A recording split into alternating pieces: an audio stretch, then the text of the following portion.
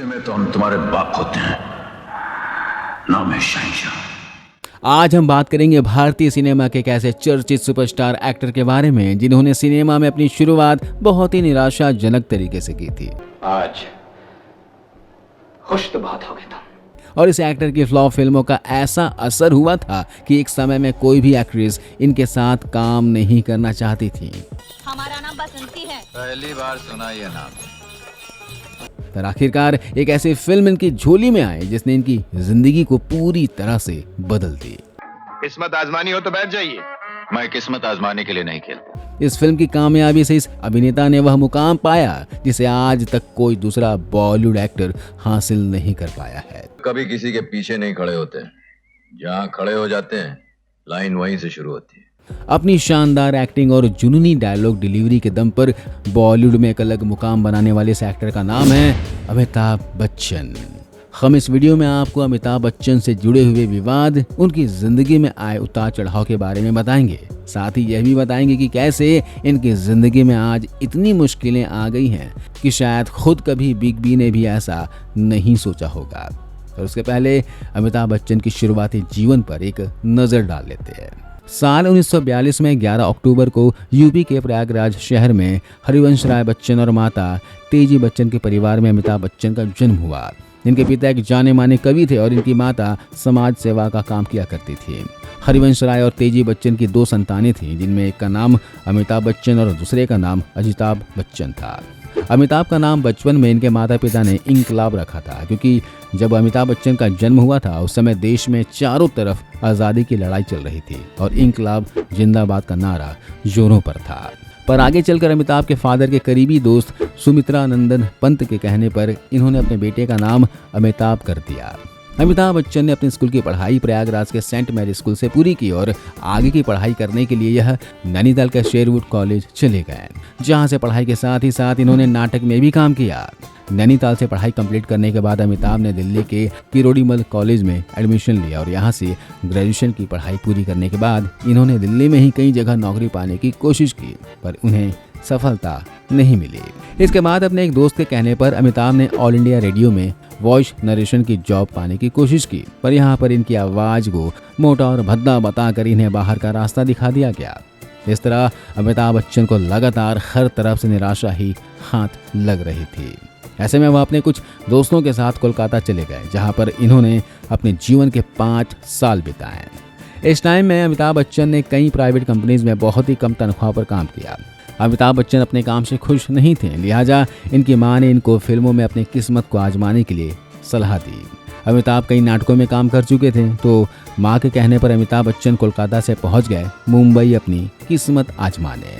मुंबई पहुंचकर अमिताभ बच्चन का संघर्ष शुरू हुआ और यहाँ काम की तलाश करने लगे और अमिताभ को एक फिल्म मिली, भुवन शोम, जिसमें अमिताभ बच्चन ने एक वॉइस नरेशन का काम किया था, जिस आवाज के लिए अमिताभ बच्चन को ऑल इंडिया रेडियो से नकार दिया गया था। उसी आवाज की बदौलत अमिताभ को यह फिल्म मिली। बंगाल के बाहर रहने के बाद भी जिनका बंगालीपन नहीं गया, भुवन शोम।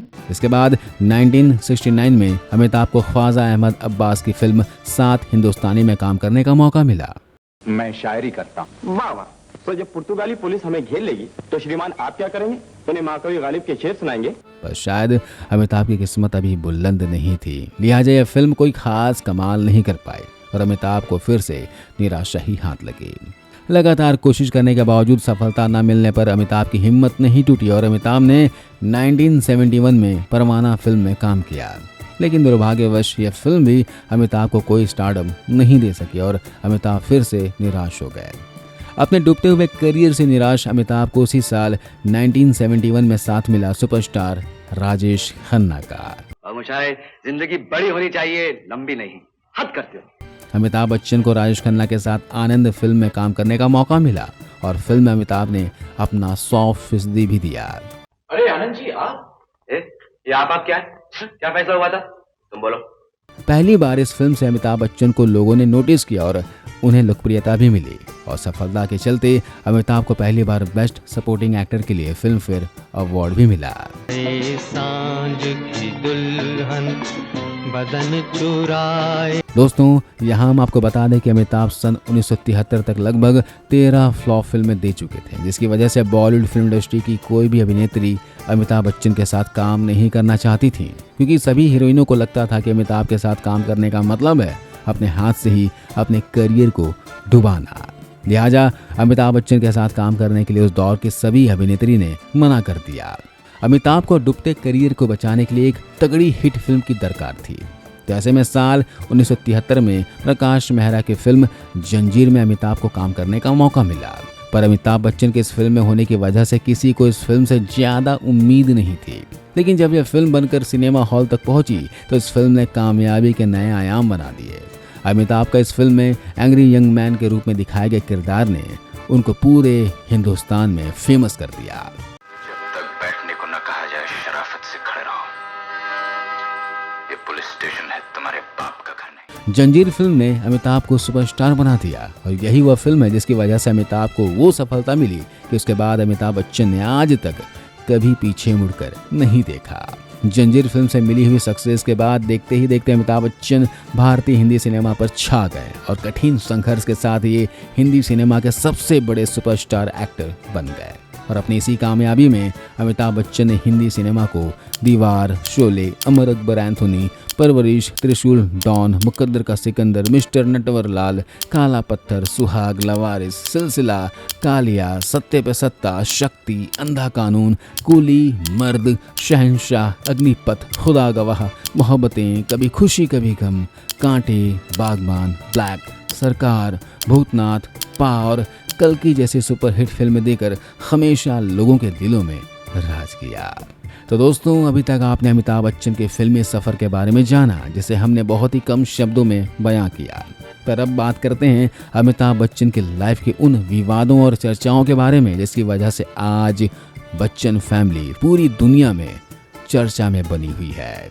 अपने शुरुआती दिनों में जब एक के बाद एक लगातार अमिताभ बच्चन फ्लॉप फिल्में दे रहे थे और उनके इस बुरे वक्त में कोई भी अभिनेत्री उनका साथ नहीं दे रही थी, तब जब अमिताभ को जंजीर फिल्म मिली तो जया भादुड़ी वह एक्ट्रेस थी जिन्होंने उस समय अमिताभ के साथ मूवी में काम करने के लिए हाँ कहा। पर इसे किस्मत कहिए या फिर कुछ और कि जया के साथ काम करने से अमिताभ की किस्मत बदल गई। जया भादुड़ी के साथ की गई मूवी को ऑडियंस ने काफी ज्यादा पसंद किया और फिल्म से अमिताभ रातों रात सुपरस्टार बन गए।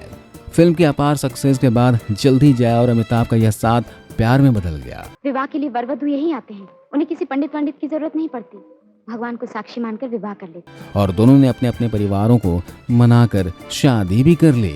शादी के बाद जया घर गृहस्थी में बिजी हो गई और उधर अमिताभ बच्चन की प्रसिद्धि लगातार बढ़ती ही जा रही थी।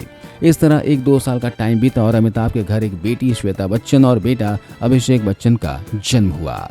जया बच्चन पूरी तरह से बच्चों के पालन पोषण में लग गई और उधर अमिताभ फिल्म में काम करते करते बॉलीवुड के एक और मशहूर अदाकारा पर अपना दिल हार बैठे, जिन्हें आज हम और आप रेखा के नाम से जानते हैं।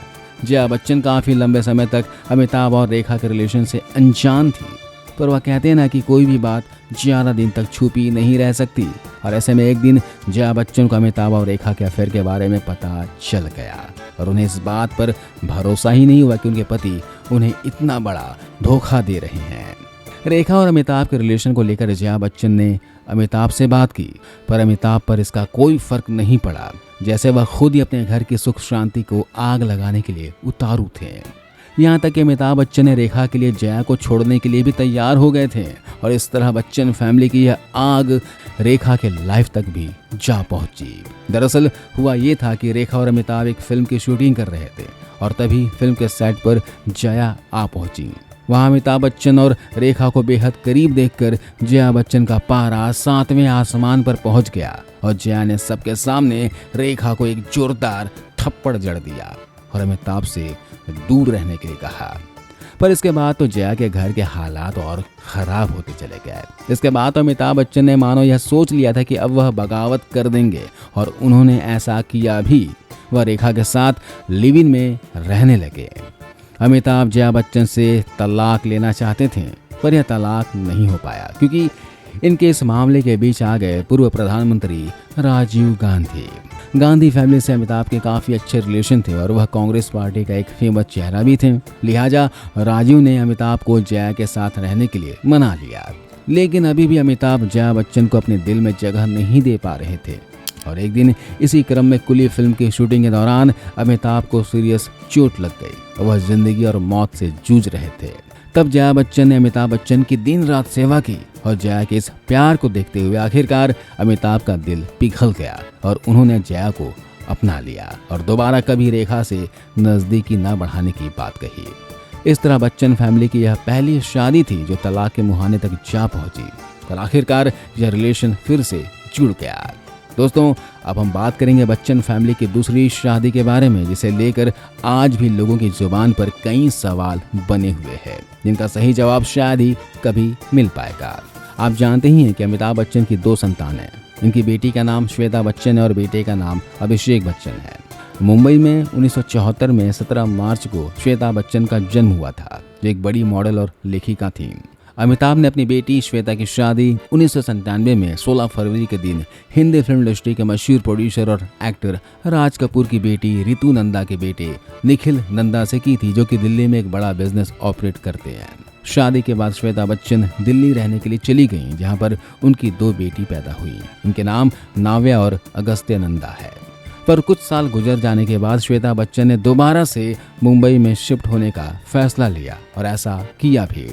मुंबई में यह अपने माता पिता के साथ रहने लगी। हालांकि अभी तक इनके मुंबई शिफ्ट होने की वजह सामने नहीं आई थी, लेकिन जब श्वेता बच्चन अक्सर अपने माँ बाप के साथ उनके घर में दिखाई देने लगी तो लोगों के मन में उनको लेकर कई सवाल खड़े हो गए और धीरे धीरे मीडिया में न्यूज आने लगी कि श्वेता बच्चन ने अपने पति निखिल नंदा का घर छोड़ दिया है। उनके और उनके पति के बीच मनमुटाव हो गया है। बात आगे बढ़ी तो यह पता चला कि श्वेता और निखिल नंदा अब साथ नहीं हैं, पर फैमिली की इज्जत को कोई दाग न लगे इसलिए इस रिश्ते को सिर्फ दिखावे के लिए निभाया जा रहा है। पर जब बच्चन परिवार दुनिया भर के सवालों से घिरा नजर आया तो बताया गया कि श्वेता बच्चन अपने हस्बैंड से इसलिए अलग रह रही हैं क्योंकि वह अपना खुद का कोई बिजनेस करना चाहती हैं। वो अपने हस्बैंड के पैसों का इस्तेमाल नहीं करना चाहती और उनके पति का व्यापार अलग है, इसलिए वह अपने बच्चों को लेकर मुंबई अपने पिता के पास शिफ्ट हो गई। लेकिन बच्चन फैमिली का यह तर्क किसी को भी हजम नहीं हुआ और इसलिए आज श्वेता बच्चन और निखिल नंदा के तलाक के कयास लगाए जा रहे हैं। परिवार की इज्जत खराब न हो इसलिए इस बात को छुपाया जा रहा है। तो वहीं मीडिया रिपोर्ट्स के मुताबिक बॉलीवुड के हैंडसम एक्टर ऋतिक रोशन का अपनी पत्नी सुजैन खान से तलाक हो चुका है। इसके बाद वह श्वेता बच्चन के करीब आ गए थे। जानकारी के मुताबिक दोनों बचपन के दोस्त हैं, लेकिन शादी होने के बाद दोनों के बीच दूरियां आ गई थी। इन दोनों को एक साथ कई पार्टीज और इवेंट्स में देखा गया। रिपोर्ट्स की माने तो श्वेता बच्चन ऋतिक रोशन से मिलने उनके घर भी जाया करती थी और इस दौरान ये करीब आए थे। इसके बाद इन दोनों की डेटिंग की खबरों को भी काफी तुल मिल गया था।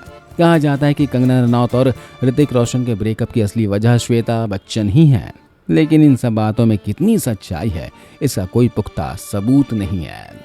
बच्चन परिवार की यह दूसरी शादी है जिसे तलाक के तौर पर देखा जा रहा है, पर सच्चाई क्या है अभी भी इसके बारे में कोई नहीं जानता।